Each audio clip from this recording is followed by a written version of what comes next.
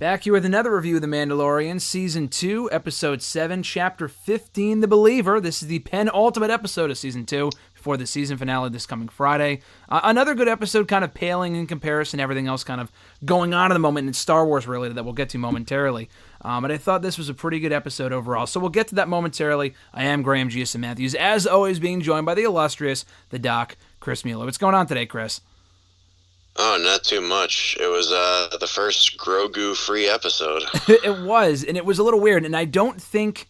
Well, I'll ask you right off the bat. I'll ask my first question for you. Was this a filler episode? Because to me, that's kind of what it felt like. Even though it wasn't bad, it felt like a filler episode to me before the season finale coming up on Friday. I wouldn't call it filler. I expected it to be more about him, like, putting a team together. Like, I know they said at the end of the other episode, like, oh, we're going to go get Bill Burr from his space prison, but I was also expecting to possibly see, like, Timothy Olyphant or Rosario Dawson back, or maybe even Katie Sackhoff. No, I was hoping for that too. I'm still holding out hope, and I don't want to get my hopes up too high just in case it doesn't happen. At this point, I'm starting to feel like it won't because they haven't really made much mention of that. But you said right there how they referenced Bill Burr's character, Mayfeld, on the last episode, on episode 6, whatever the chapter 14, I forgot what the title of it was. But it sounded like they were kind of getting a team together to combat Moff Gideon, but it doesn't look like they're going in that direction, because Bill Burr's character was in this episode. They haven't really made much of a reference to the fact that, aside from Boba, that he really has much of a team, aside from Cara Dune, aside from the other woman whose name escapes me right now. That's with Boba Fett. Do you remember her name or no? Fennec Shan? Fennec Shan, yeah, that's what her name was. And obviously with Mando, too, to going to rescue Grogu. But yeah, I don't think it was, to me, it just kind of felt like filler, or at least pale in comparison to everything else so far this season. But I think that was done by design to kind of make the ultimate season finale coming up that much more meaningful. Do you think they're still going in that direction of doing an Avengers-esque team up with all the people you just mentioned? Timothy Olyphant, everyone, Rosario Dawson's character, Ahsoka Tano, everyone else. Do you think they might still appear in that season finale, or do you think they're going in a different direction?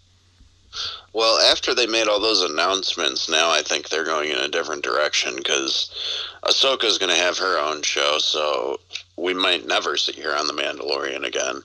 Mm-hmm. Same thing with Bo-Katan. Like, I think that Rangers of the Republic show is probably going to be about the Mandalorians. That's what I was thinking, too. I mean, we'll just get into it right now, because that was another thing I was thinking about, too, how this episode aired last Friday, and it was last Thursday that we got all those Marvel, Disney, Star Wars announcements from the big panel, or whatever it was, the conference. I forgot what they call it exactly, but they had all the announcements and the releases and whatever last Thursday. The episode drops on Friday. I didn't get a chance to watch this episode actually until Sunday. So with that being said, it feels like, and not a lot of people were talking about it, it seems.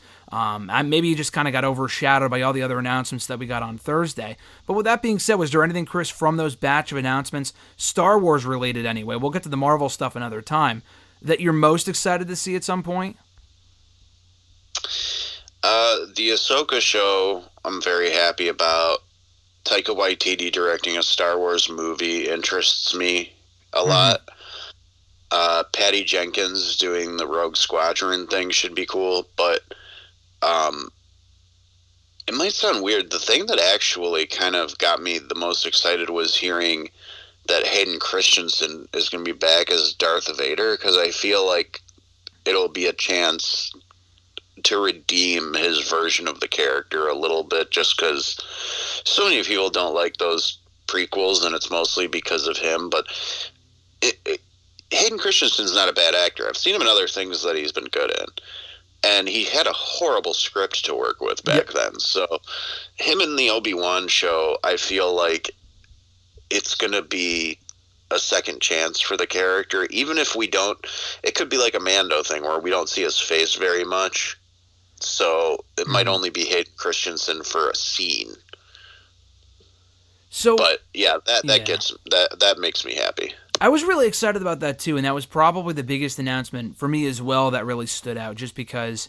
So I kind of grew up on those movies specifically because I came up in the era with those prequels. And now I didn't see the first and second one in theaters. I caught up on them, and then I saw the third one in theaters. I think that was actually the first Star Wars movie I ever saw in a theater was Revenge of the Sith. And I liked it then, I still like it now. It's not the best movie they ever made, but I completely agree with you on the writing that he was given to work with, specifically early on in the first two films, but even in the third film as well, which in some ways is underrated. So a lot of people were talking about the Hayden Christensen announcement, return, whatever, in the sense that the last time that we saw him, he was sporting the Darth Vader suit at the end of Revenge of the Sith. Do you think that he might take the mask off? Like, what's the point of casting him in that role if we're not going to see his face? And yeah, we might still be able to hear his voice, but I saw some people saying that he was voiced by James Earl Jones at the end of Revenge of the Sith. Is that true? Yeah. James Earl Jones has done almost, if not every incarnation of Darth Vader. Like, even the cartoons, they got him to do it. So, like, he would, like, the last several years, he's been very picky about his projects, but he always still voices Darth Vader for some reason. But I feel like it has to have something to do with taking the mask off. Otherwise, what's the point in casting anyone who's a name to just sit in a suit? Like, Pedro Pascal's not under that suit the whole time. We all know that. Yeah.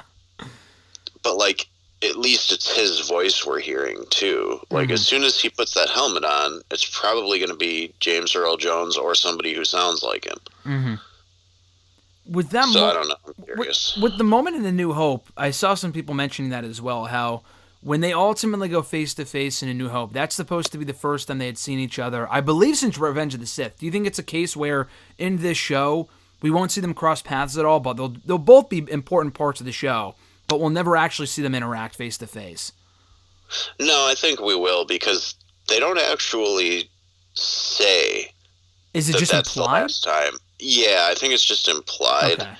And to my knowledge, the Obi-Wan show is supposed to be like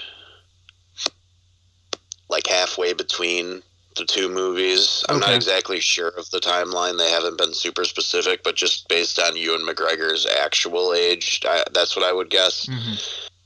So I'm thinking it's going to be, Luke will be a kid. We'll probably see, like, Luke in the background somewhere at some point. Mm-hmm.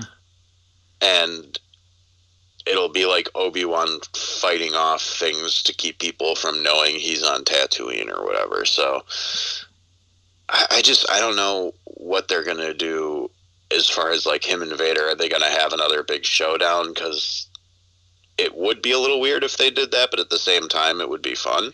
Yeah.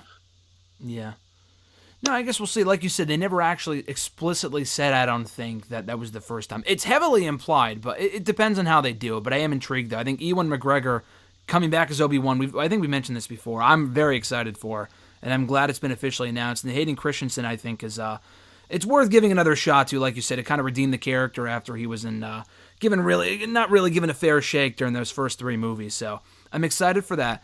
The Taika movie that you mentioned, is there anything known about that aside from the fact that he's doing a Star Wars movie, or no? I don't think they released any other info. Like, he probably hasn't even written it yet, so that might be a few years off. Okay. Same thing with Rogue Squadron. I mean, they made announcements that are spanning a few years. It's not like we're going to get all this in 2021. No, yeah, definitely. Did they announce any other Star Wars movies aside from just that one? Everything else is a Disney Plus show, right? I mean, I think Rogue Squadrons might be a movie, but I don't know for sure. I just know that there was no mention of the trilogy that they were going to give Rian Johnson, so I'm pretty sure that's gone. They were going to give him a trilogy? About what? Do you know? Well, I think they were just going to let him write a new trilogy, but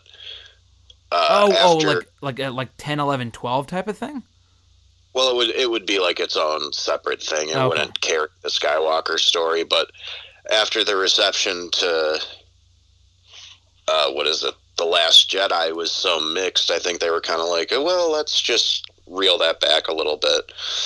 And now with Mandalorian being so successful and Disney Plus being their priority, it feels like streaming shows might be more Star Wars future than theatrical movies. And I don't really have a problem with that necessarily, because it's like a whole new medium for Star Wars to tell stories that it originally only did in cartoons. I think it's definitely the success of all the Star Wars stuff we've seen this year, more so than any of the movies that have come out in the last 5 years. So we'll see what happens. There's a lot of announcements that I'm very excited for. Now, I know it's not Star Wars related, but real quickly, were there any, I mean, there were a lot of them, but is there any one or two Marvel announcements, Chris, that got you most excited for what's to come in the next couple of years?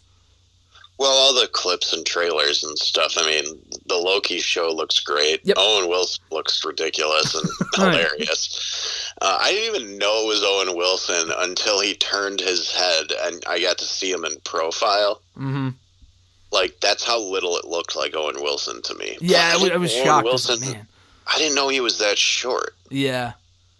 Like, I always thought he was, like, either average height or tall, and maybe Tom Hiddleston's taller than I think he is, but... Like, when you see him in the elevator together, it's like, wow, Owen Wilson's kind of a small guy. Yeah. But the Falcon and Winter Soldier trailer was awesome. Yep. They didn't really say anything about Black Widow, did they?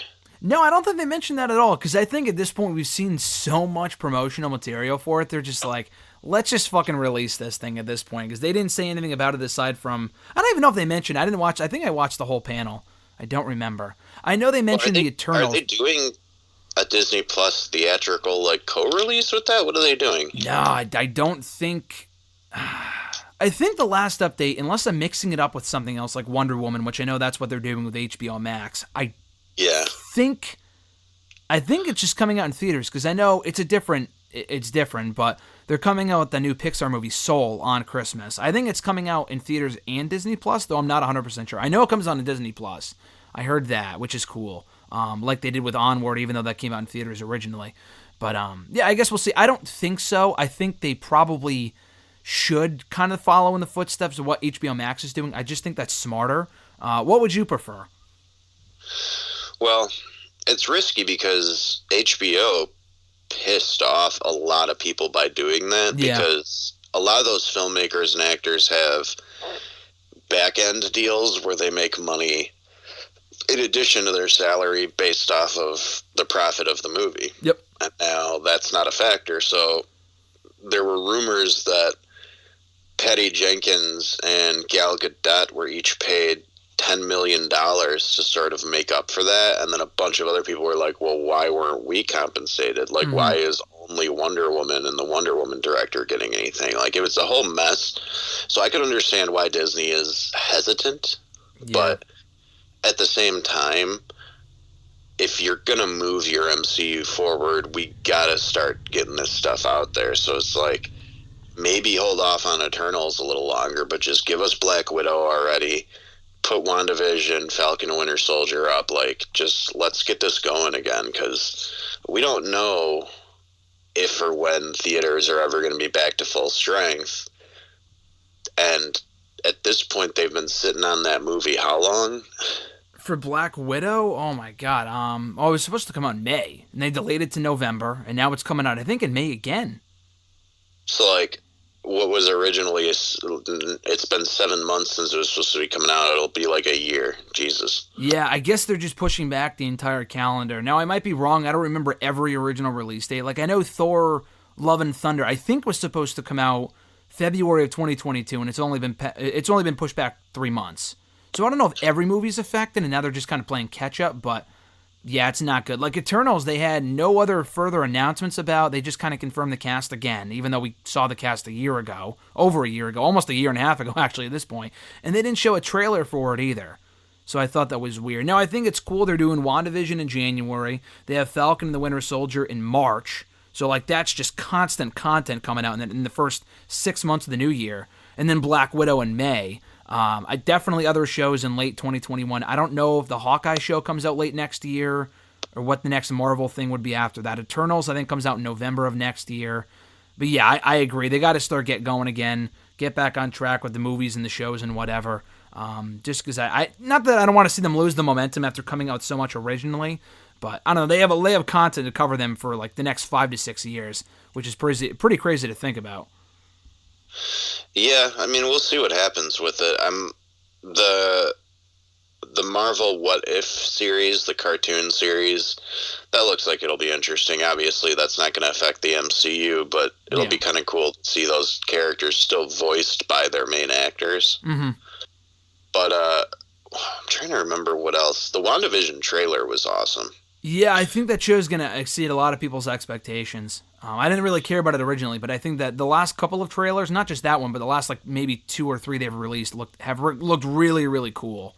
So I'm excited. It looks completely different from anything else. Oh, the Guardians holiday special, that intrigues me. They're filming that at the same time they're going to film Guardians 3, from what I understand. So it's going to be that in 2022, and then the actual Guardians 3 movie would come out a year later. Correct. I think they said May of 2023. They said spring of 2023 for Guardians 3. So yeah, it's going to be another 2 years till we get that holiday special. But hey, I'm willing to wait because that could be absolutely awesome. Yeah, I know we're supposed to at least get Peter Quill, if not the rest of the Guardians, in the Thor movie. Yeah, they didn't confirm that. But it has been heavily rumored. I thought they would confirm it during the announcement. The only thing they confirmed is what we've known for months, is that Christian Bale is going to be, what is it, Gore the God Butcher? Is that who he is? Yeah, I think that's his name. Yeah, for who's a character I'm not familiar with at all, so that'll be curious. That'll be interesting to see. Yeah, I like Christian Bale, so I'm excited to see what he's going to do in the movie. But yeah, they've announced a lot of shit. They've announced a lot of stuff. Star Wars and Marvel both. So there's going to be a lot to talk about in the years to come, so I'm looking forward to it. But back to the episode itself. I know we talked a lot about that stuff, but it is timely since that came out before this episode did. But the episode I did think was good. Bringing back Mayfeld, the Bill Burr character, I thought was a highlight. He was once again very entertaining. But it was a nice mix because it was, obviously the guy's a real-life comedian and he was funny here. But he also had, his fair share of serious parts as well, especially later on in the episode. And we knew him originally as a criminal. So for him to kind of go full circle at the end of the episode, sticking up for Mando after he takes off his mask for only the second time in the show's history, the first time being in the season finale of Season 1, and now again here, I thought that was cool. I liked the episode overall. Again, nothing overly newsworthy happened, and I thought it was weird. The episode was longer than the Boba Fett return episode last week. Maybe shorter and sweeter is the way to go. But was there any one thing aside from the return of Bill Burr's character, Chris, that really stood out to you about this episode? Well, him taking off his mask when he had to do like the facial scan thing, yes, that kind of told me like maybe what Bo-Katan said to him sunk in a little bit, and maybe he's starting to think I don't have to necessarily have the mask on all the time. Yeah, no, I like that. That's a slow progression of his character where he's starting to realize that I don't have to have it on constantly. So I like that too. Yeah, and I did like how Bill Burr was just like, I never saw your face. Like, yeah. Like the first episode we see him in, he was a total asshole and tried to turn on Mando, but now we find out like he's not completely evil. He's just, he's like a lot of Star Wars characters. It's morally gray. Yeah, I don't know if it was, I think it was Connor last week when we were speaking. I'm not sure if it was before or after you came on, but someone had mentioned to me that Bill Burr's character has not filmed any additional scenes as of now for, obviously this season, but for Season 3, which was only just recently announced, so I don't think he was. But I don't know where he would have said it, maybe on a podcast or something, that he didn't know if he'd be brought back, so that led to a lot of speculation that he may have been killed off here, that he was going to be killed off in this episode. And I'm actually very happy that he wasn't, because there's a lot of possibilities of what you could do with that character, whether it be bringing it back for another episode in Season 3. I mean, I don't want to see everyone get their own show, but I think that could be entertaining. Do you know what the future might hold for Bill Burr's character in the show, or what you would like to see him do going forward? I mean, I wouldn't mind it if he was...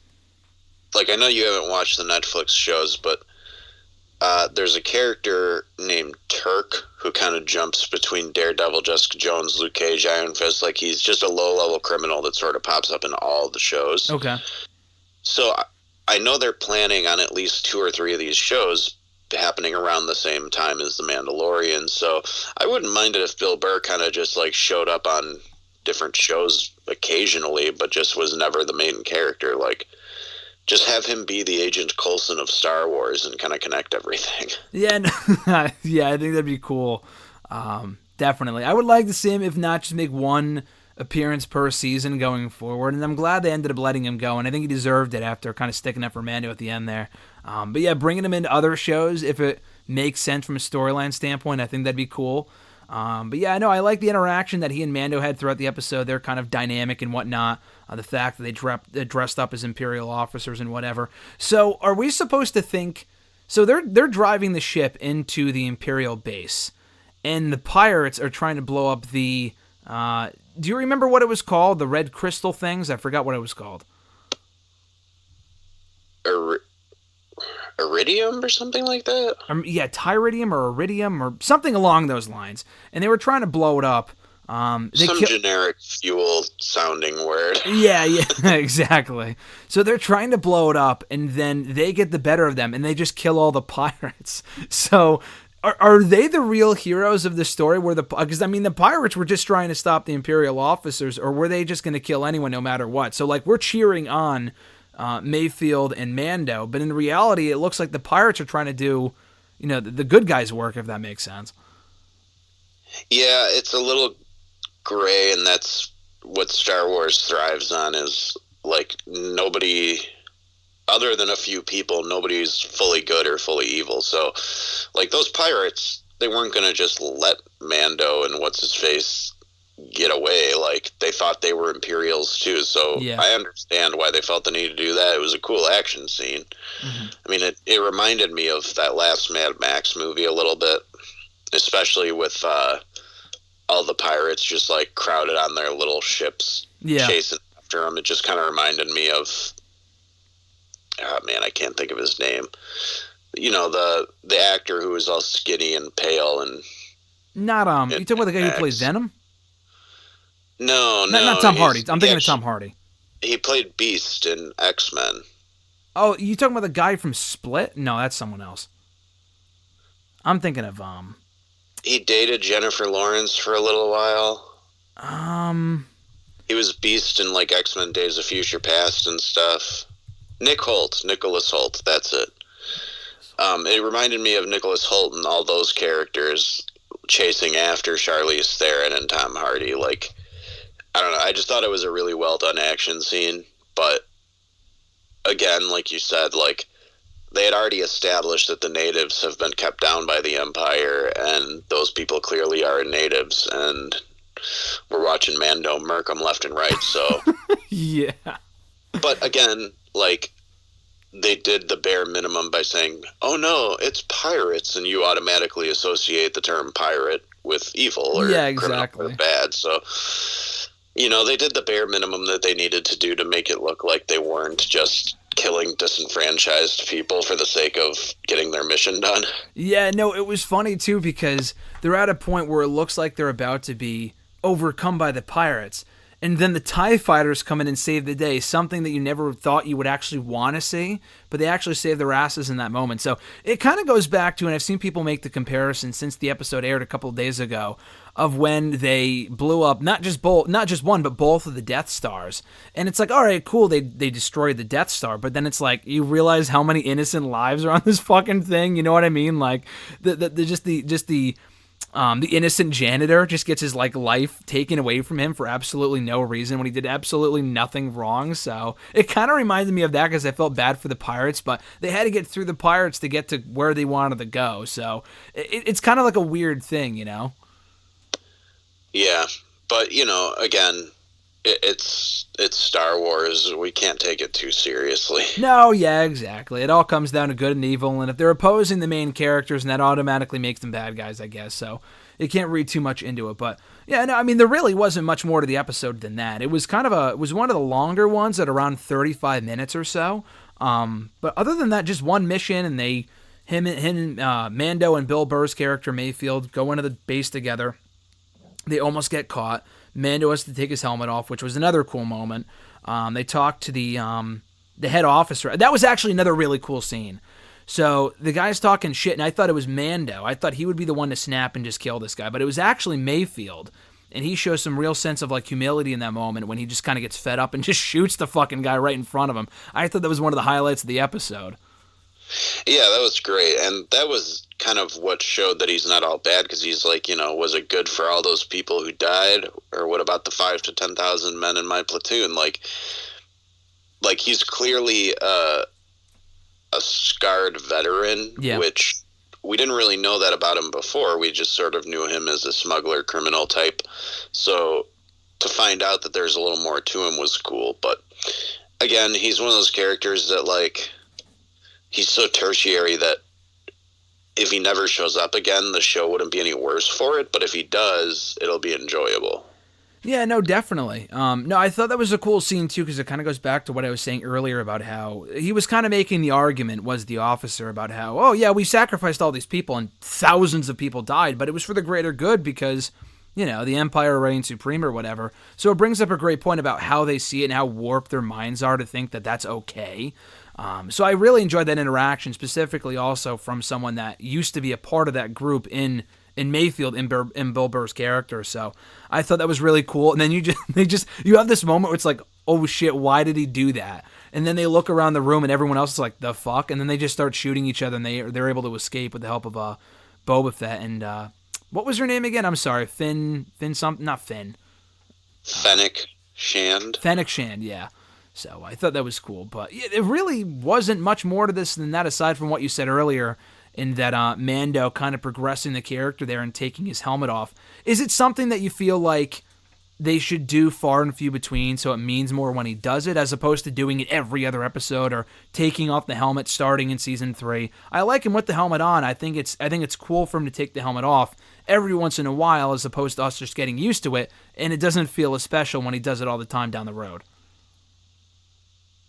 Yeah, I'm not really invested one way or the other. Like, if they decide season 3, we're gonna have Pedro here the whole time, so he's only gonna put on his helmet when he needs to fight, like, it wouldn't bother me. Yeah, because they've already established that there's 2 groups of Mandalorians: those who wear their helmet all the time and those who don't. So if he decides, like, oh well, maybe this Death Watch cult that I was a part of, or whatever they called it, maybe that's not so good, he'll start to loosen up a little bit. But yeah, I don't know. I just hope he gets another ship, because it was kind of sad when he lost it. Yeah. Do you think they'll recreate that one, or they'll just get him a new one? I don't know. We'll see. Yeah, I guess we'll find out next episode. I'm very excited to see if we're going to find out. We'll talk about it now. We got one episode left. It's the season finale coming up on Friday. And it's exciting, too, because usually this Friday in Star Wars, for Star Wars fans, is usually when the movies come out. For example, it was actually 5 years ago from this Friday to the day that we got the Force Awakens movie released in theaters. The Friday after, or that same Friday slot in December. A year later, we got Rogue One, episode 8 the year after that, and so on and so forth. So it's cool that, like last year, we got Rise of Skywalker on that Friday slot a year ago. This year, it's the season finale of The Mandalorian. So at the very end of this episode, Mando sends a message to Moff Gideon, and people picked up on this, which I thought was cool, that it was the exact same thing that Gideon, which I didn't realize when I first saw it. I didn't realize this until after I saw other people say it, that what Mando said to Gideon through that message was exactly what Moff Gideon said to him at the end of season 1 when he showed up and they were doing that standoff and whatever, and he said, oh, give me the child, it means more to me than it does to you, blah, blah, blah.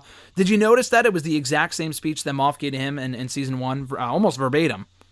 Yeah, that stuck out to me immediately, and it actually, as soon as he said the first sentence, I was just like, oh, he's just going right back to that, because they've shown bits and pieces of that speech in the recaps. Okay. Episodes, so like that.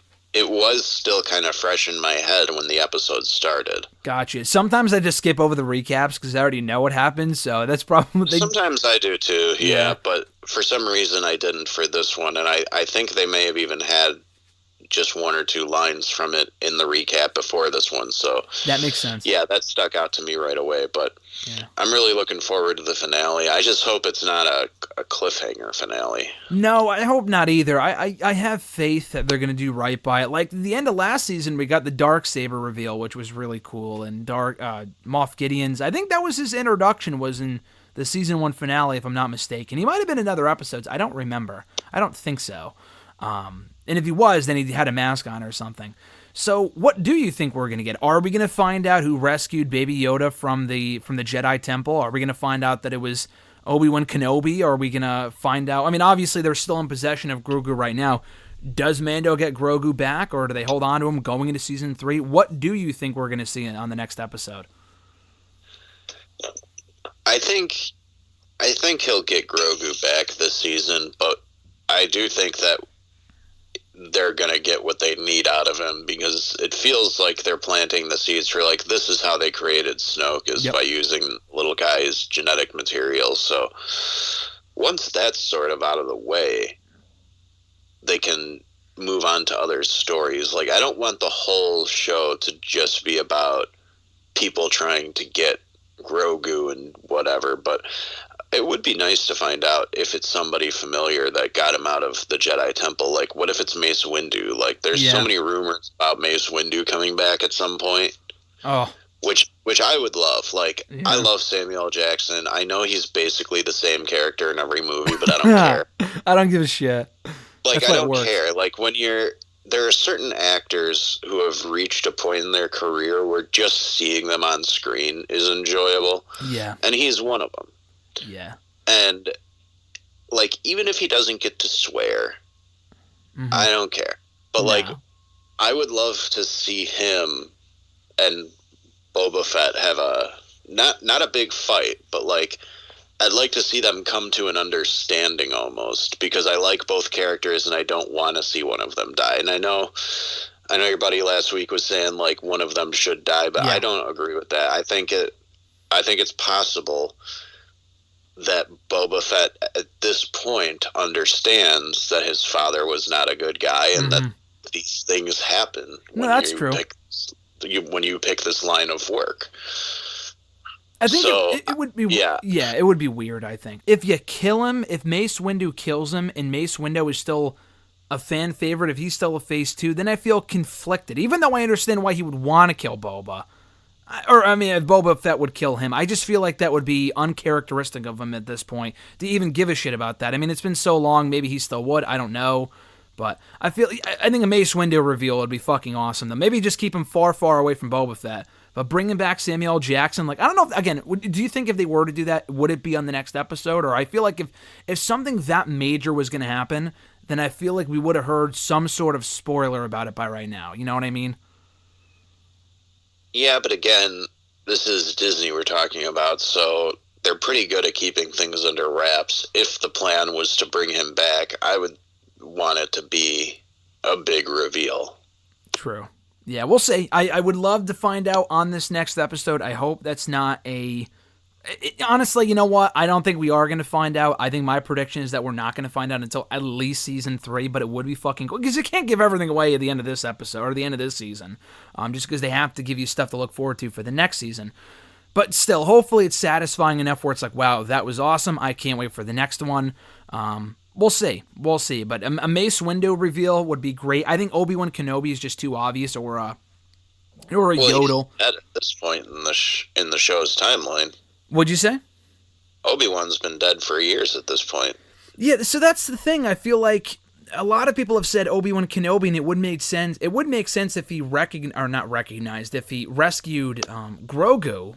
But if he rescued him and he's dead now, then there's no payoff there. It's got to be someone that's alive now. It can't be someone that's now dead, because that just wouldn't make a lot of sense. You know, it has to be someone that would be able to return for a third season. I mean, it's been a while since all that went down at the Jedi Temple, so, like, it wouldn't really make sense for it to be Obi-Wan, because he wasn't there when all that stuff was going down. Yeah, and they were there afterward, and I feel like, I don't know. I know him and Yoda were there after the fact, and I feel like they would have noted that, or I don't know. I feel like that'd be just a little too confusing. The prevailing theory that I read was, do you remember? I don't know if they ever actually named her in the movies, but there's a character named Jocasta Nu, and she was the old woman who was kind of the librarian. Yeah, wasn't she in the first or second movie? Was she in the third? I thought she was just in the one. I know who you're talking about, though. Yeah, so there's some people that want her to be the one who saved Grogu, just because it would be something cool that her character gets to do. But her character was so old that She I wouldn't be don't alive see her now, still yeah. being alive. Yeah, Yeah, that's the thing. It's like, oh, cool, but it's like, all right, it has no, like, why even bother? Like, why not just mention it at the time that she saved him? You know what I mean? Like, if it was that character, just mention it that she saved him when the Ahsoka Tano brought it up the first time, and then just move on from it. Like, oh, it's a cool Easter egg or whatever. To leave people guessing, and then, oh, it's cool, it's her, but then we don't actually see her and it has nothing to do with this current timeline, then it's like, oh, okay, why should I care type of thing. So I have hope they'll deliver on it. Hopefully we find out next episode, but again, I don't want to set my expectations too high just because there's a good chance they'll probably save him for the third season. But either way, I'm very excited for this next episode nonetheless. So yeah, Chapter 16, I think Chapter 16, Episode 8 of Season 2 dropping on Friday, Disney+. I gotta watch it first thing Friday morning, because if anything huge happens and I get fucking spoiled on Twitter or whatever, I'm going to be pissed. So, got to stay away from social media before Friday. But, Chris, this has been great as always. Thanks for joining me, dude. Any final thoughts before we ride off into the sunset here? no, just, it was a decent episode, and I'm looking forward to the finale. Definitely. A lot of stuff to look forward to as well, including Marvel and Star Wars coming out of that conference panel, whatever you want to call it, from last Thursday. So, we're going to have a lot to talk about here going forward. I know Mandalorian, we're going to have our last episode of this show next week. But hopefully we could talk about WandaVision when that comes out next month, and Falcon and the Winter Soldier in March too. So again, a lot to look forward to. Chris, thanks as always, dude. I appreciate it. I'll talk to you next week. Yeah, thanks, man.